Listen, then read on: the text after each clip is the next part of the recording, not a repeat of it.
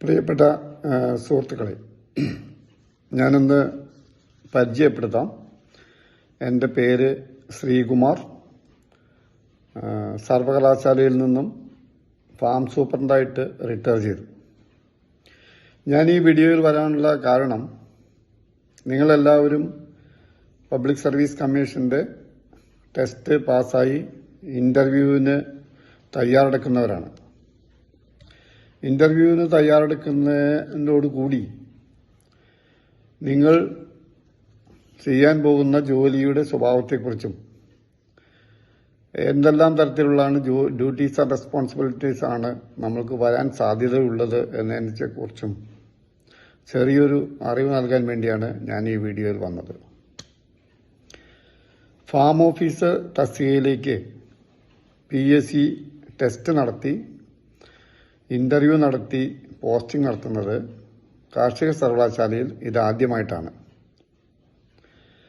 Farm officer എന്ന തസ്തികയാണ് ഇപ്പോൾ നമ്മുടെ സർവകലാശാലയിൽ നിലനിൽക്കുന്നത്.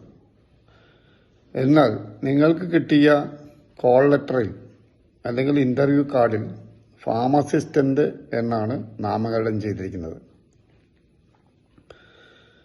ഫാം ഓഫീസർ എന്ന് ഇപ്പോൾ യൂണിവേഴ്സിറ്റിയിലുള്ള തസ്തിക നാമകരണം ചെയ്യുന്നതിന് മുൻപ് ഇത് ഫാം അസിസ്റ്റന്റ് എന്നാണ് ഈ തസ്തിക അറിയപ്പെട്ടിരുന്നത്.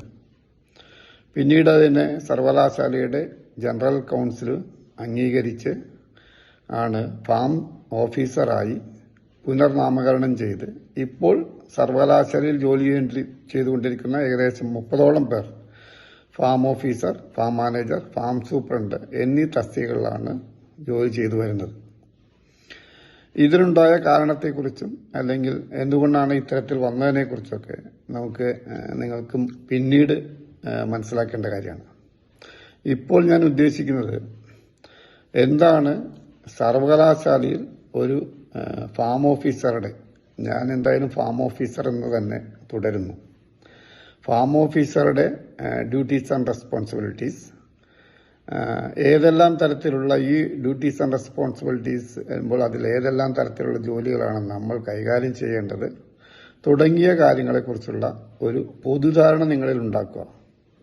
ഒരുപക്ഷെ ഇന്റർവ്യൂവുമായി ഇതിന് നേരിട്ട് ബന്ധമില്ലെങ്കിൽ കൂടി നമ്മൾ ചെയ്യാൻ പോകുന്ന അല്ലെങ്കിൽ നമ്മൾ ജോയിൻ ചെയ്യാൻ പോകുന്ന സ്ഥാപനത്തെക്കുറിച്ചും നമ്മൾ ആ സ്ഥാപനത്തിൽ ചെയ്യാൻ പോകുന്ന ജോലിയുടെ സ്വഭാവത്തെക്കുറിച്ചും അറിഞ്ഞിരിക്കുക എന്നുള്ളത് ഇന്നല്ലെങ്കിൽ ഭാവിയിലായാലും വളരെ നല്ല കാര്യമാണ്. അതുകൊണ്ടാണ് ഇത്തരത്തിലുള്ള ഒരു വീഡിയോയിലേക്ക് കടക്കാനുള്ള പ്രധാന കാരണം.